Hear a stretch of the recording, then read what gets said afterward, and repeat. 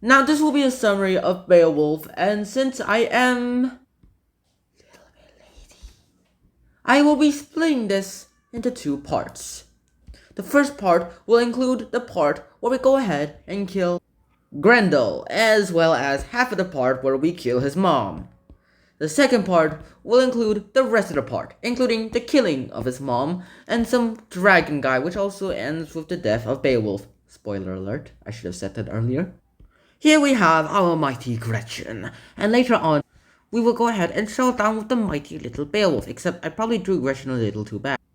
So I drew something a little bit more horrifying for all the states of these things. And this is my interpretation of what Gretchen would look like. Also, in reality, he would probably look more human-like as well, too. Just more legs and two limbs, probably devil horns, a devil tail, and somewhat else. This is how the story starts off. The story starts off with us going ahead with the great Danish kings. And this great Danish king, he's over there. He's trying to go ahead and make a mead hall. Yes, this all starts out with a mead hall, which is, in translation, a place where you drink beer. And why did he build this place? So that he can drink beer himself, and as well as give his knights and soldiers great things to do. Hooray!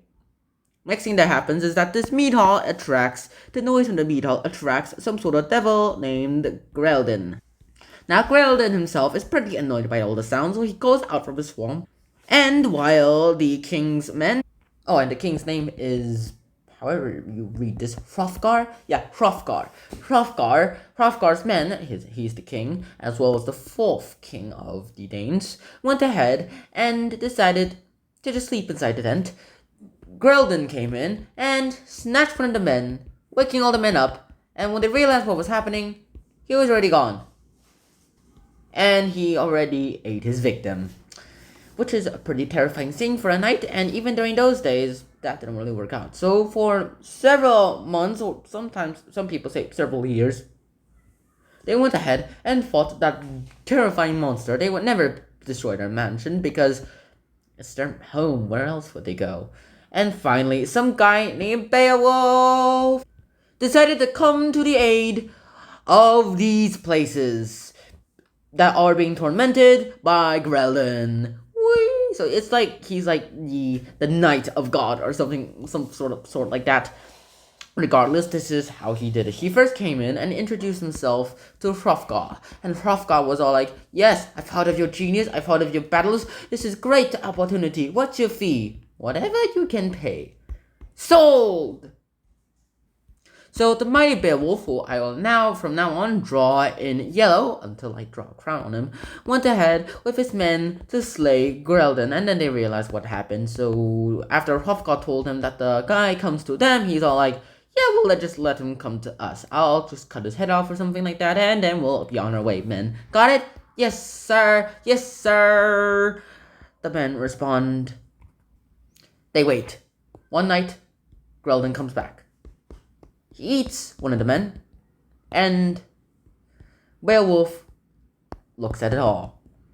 Next up that happens, the devil grabs him, thinking that he's just one of those common soldiers, and is shocked when he realizes that Beowulf is pinning his arm towards the ground, and he can't move. For the first time in this creature's life, he feels fear. He tries to run away, but cannot get free of Beowulf's strong grip. Beowulf's men try to attack the beast with their swords, but they realize that this guy's invincible to all steel. Not even the best and the freshest steel can even leave a scratch on him. After a bunch of clashing and a lot of very annoying noise, like something, if I could just draw the noise, it would sound like this.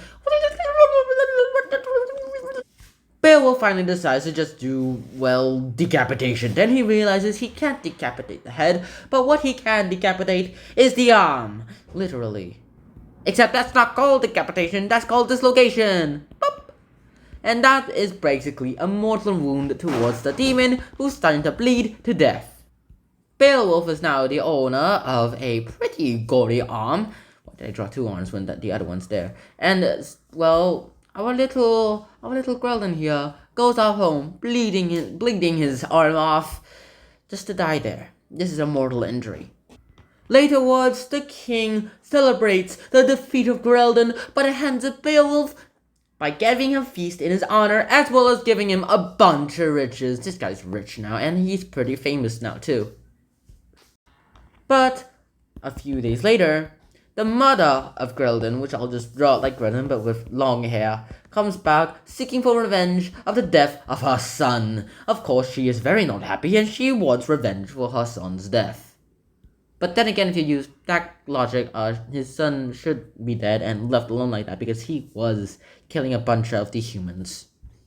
But logic doesn't apply to monsters here, and this is the last of the demons, so yeah, if you kill this one, there are no more demons, no more monsters, nothing ever kind of danger, at least supernatural danger, anywhere near this land. So she goes off to Beowulf's camp. Now, Beowulf is now being put inside another place more fancier than his other soldiers. So one day, his soldiers are just sleeping, actually it should be one night, and Hrothgar's men are sleeping there too.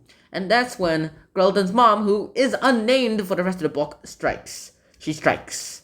She takes one of the men, and by the time the men call for Beowulf, and by the time he arrives, she was gone. And who else is her victim? Who will be her victim? Is Hrothgar's trusted advisor. What a very terrible loss.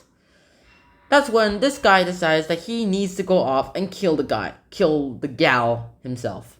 So he goes off on an expedition to the swamp to be able to kill the demon monster himself.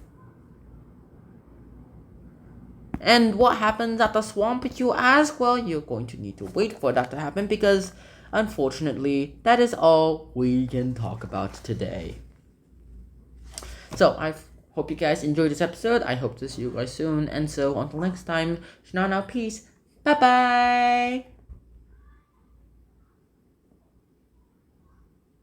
Beowulf, Beowulf, Beowulf, Beowulf, Beowulf, Beowulf.